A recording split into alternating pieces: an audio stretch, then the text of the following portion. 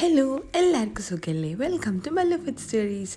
ഇന്നൊരു ദഹിവട, നമ്മളെ തൈര് വടയാട്ടോ ഉണ്ടാക്കുന്നത്. ആദ്യം പുളിയില്ലാത്ത തൈര് അരിപ്പയിലേക്ക് ഇട്ട് വെക്കുക. അതിൻ്റെ വെള്ളം കംപ്ലീറ്റ് പോയിട്ട് അതൊരു ക്രീമായി കിട്ടാൻ വേണ്ടിയിട്ടോ ഒരു 20 മിനിറ്റൊക്കെ ഇട്ട് വെച്ചാൽ നല്ലതാണ്. ഇതാ വെള്ളം ഇങ്ങനെ ഉറ്റുന്ന കണ്ടോ.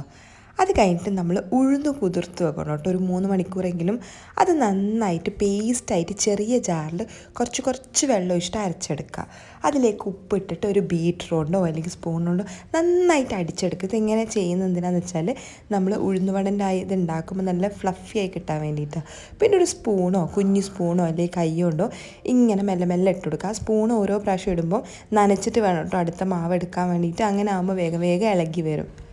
പിന്നെ അത് നന്നായിട്ട് ഫ്രൈ ചെയ്തെടുക്കുക. നിങ്ങൾ കൈ കൊണ്ട് ഇടുന്നതിനും കുഴപ്പമില്ല, പക്ഷേ സ്പൂൺ കൊണ്ട് ഇട്ട് കഴിഞ്ഞാൽ അത് ഒരേ ഷേപ്പിലും ഒരേ ക്വാണ്ടിറ്റിയിലും കിട്ടും. കുറച്ചും കൂടി ചെറിയ സ്പൂണാണെങ്കിൽ നല്ലത്. ഞാനിവിടെ കുറച്ച് വലുതാട്ടോ എടുത്തത്. അപ്പം നല്ല ഗോൾഡൻ ബ്രൗൺ ആയിട്ട് ഫ്രൈ ആയിക്കഴിഞ്ഞാൽ ഇത് കോരി മാറ്റി വെക്കണം. എന്നിട്ട് ഒരു പാത്രത്തിലേക്ക് ഒരു കായമുളകും കുറച്ച് ഉപ്പിട്ടിട്ട് വെള്ളം തിളപ്പിച്ച് വെക്കുക. അതൊന്ന് ആറിക്കഴിഞ്ഞ് കഴിഞ്ഞാൽ അതിലേക്ക് നമ്മൾ പൊരിച്ച് വെച്ച് വട ഇട്ട് കൊടുക്കുക. ഈ സമയം കൊണ്ട് നമ്മൾ തൈര് കംപ്ലീറ്റ് വെള്ളം ഉറ്റിയിട്ടുണ്ടാവും. അതൊരു ബോളിലേക്ക് ഇട്ട് അതിലേക്ക് പഞ്ചസാരയും കൂടി ഇട്ടിട്ട് നന്നായിട്ട് മിക്സ് ചെയ്യണം. ആ ഒരു ലസ്സി ടൈപ്പാട്ടോ. ലസ്സി ലൂസായിട്ടാണ് ഉണ്ടാവുക. ഇത് കട്ട തൈരിലേക്ക് അത് നന്നായിട്ട് ബീറ്റ് ചെയ്യുക. സ്പൂൺ കൊണ്ട് ആക്കിയാലും കുഴപ്പമില്ല കേട്ടോ. അതൊരു ക്രീമി ആവുന്നത് വരെ ഇങ്ങനെ ബീറ്റ് ചെയ്തുകൊണ്ട് നിൽക്കുക.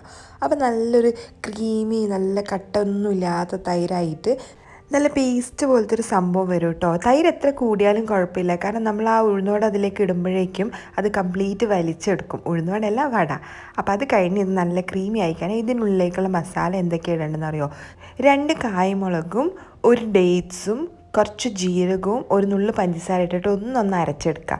ആ ഒരു പേസ്റ്റ് ഇതിലേക്ക് ഇടുക. അത് ഞാൻ മിക്സിയിലിടുന്നത് കാണിക്കാൻ മറന്നുപോയി കേട്ടോ. അപ്പോൾ ആ ഒരു പേസ്റ്റ് ഇതിലേക്ക് ഇട്ടിട്ട് മിക്സ് ചെയ്ത് കഴിഞ്ഞാൽ ഒരു എരിവും ഒരു മധുരവും ഒരു പുളിയൊക്കെ ആയിട്ട് നമുക്ക് നല്ലൊരു ടേസ്റ്റ് കിട്ടും ഇത്.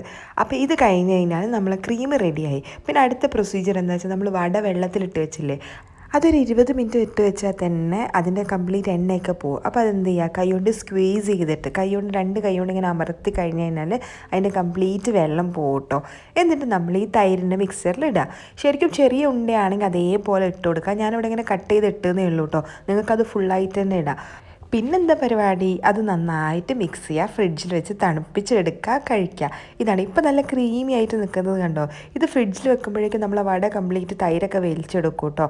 ഫ്രിഡ്ജിൽ വെച്ച് തണുത്ത് കഴിഞ്ഞാൽ അതിൻ്റെ തൈര് പോയിട്ടുണ്ടെങ്കിൽ കുറച്ചൊരു പാലോ അല്ലെങ്കിൽ ഫ്രഷ് ക്രീം ഒഴിച്ചിട്ട് അതൊന്ന് ലൂസാക്കിയാൽ മതി. നമ്മളെ ദഹി വട റെഡിയായി. അപ്പോൾ ഇതേപോലത്തെ റെസിപ്പീസിൻ്റെ ഫോളോ മല്ലു ഫുഡ് സ്റ്റോറീസ്.